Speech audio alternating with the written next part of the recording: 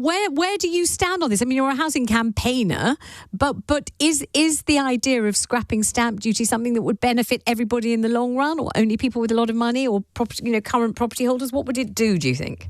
Well, the thing is, I'm part of the boomerang generation. I'm 30 years old. I live at home with my mum and sisters. And the fact is, obviously, for my generation, the idea of talking about getting rid of stamp duty, it just doesn't cut through. But then you look at the polling, 63% of Britons support getting rid of the thing. So obviously, anything that can make it easier for people to buy their homes, absolutely support. But when you look at what economists are saying, people like Professor Tim Lunig, they warn, they say, look, the prices will probably go up unless you build housing in a huge quantity, which I don't think we're seeing from this government right now. They talk about planning reform. They wear the sort of MAGA hats, build, baby, build. But the fact is we've got a much more substantial issue with the housing crisis, which is the first rung of the property ladder is toxic. No one wants to buy a leasehold flat because they realise that they become almost in servitude to these freeholders or building owners, these landlords.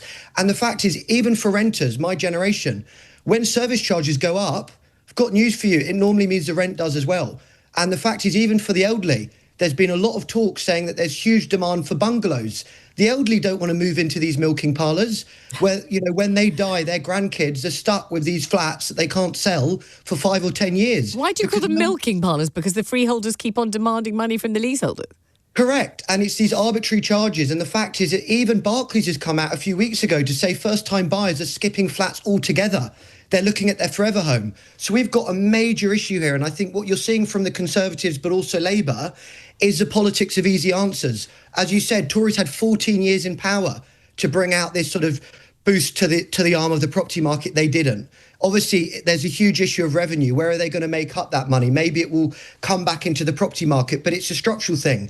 They talk about 1.5 million new homes. What are we building? That's the question. You look at Europe. We've got the second lowest proportion of flats of any country in Europe after Ireland, which also inherited leasehold. People want to be able to buy their own home. And I say this, I would love to buy my own home one day. To be the master of your own destiny. Englishman, it's his own castle, but with leasehold, it isn't. And I think we need to get out of that idea that it has to be a house. It has to be with the garden. And the rest of the world, they're very happy with flats because you're not in one of these milking parlours. And I think that is a really big issue here. Stamp duty, absolutely get rid of it because it does hold you hostage. But I'm in Isle of Dogs, East London.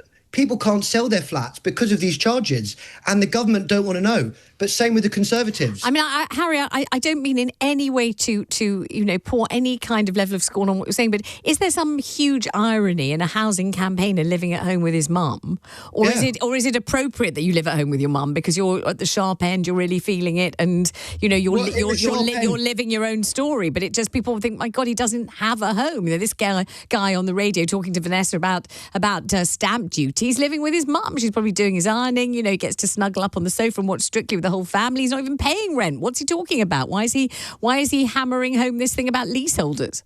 Not at all, because you've got the biggest gap in the property market between houses and flats in 30 years. That's not me. That comes from Zoopla. And the fact is, I think why we've got this housing crisis is we aren't listening enough. We need to go beyond the usual suspects. Even like government bringing back home information packs.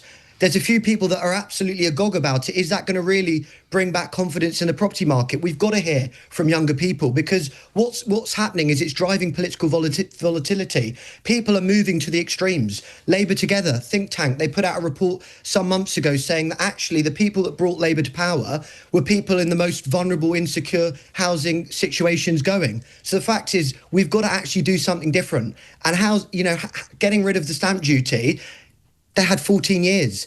Do the Tories have credibility on this or any other housing issue? It's not payable by first-time buyers at all, regardless of the property they buy. What? I mean, I know this is a personal question, but you and your contemporaries, what is the likelihood of you becoming a property owner? Is there any possibility of it, or you don't Very see it? slim. And I think this is going to be the next debate about inheritances. That's going to be something that our politicians are going to have to deal with as well. That it's going to get very nasty when people's parents die, sadly, and that's what a lot of younger people, not saying myself and my family, are probably holding out for. That's not healthy, that's not right. And I think you even heard Nigel Farage today talking about maybe taxing people that are trying to buy holiday homes. This is a huge debate. It's so much more than stamp duty.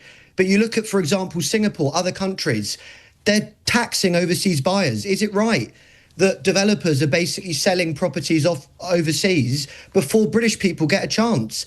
And the guys in Singapore, very good piece by Melissa York at the Times and Sunday Times, Singaporean investor, she said, don't blame me, blame your politicians. They're happy for us to have this easy access to the property market. And I think with all of these policies, there's trade-offs.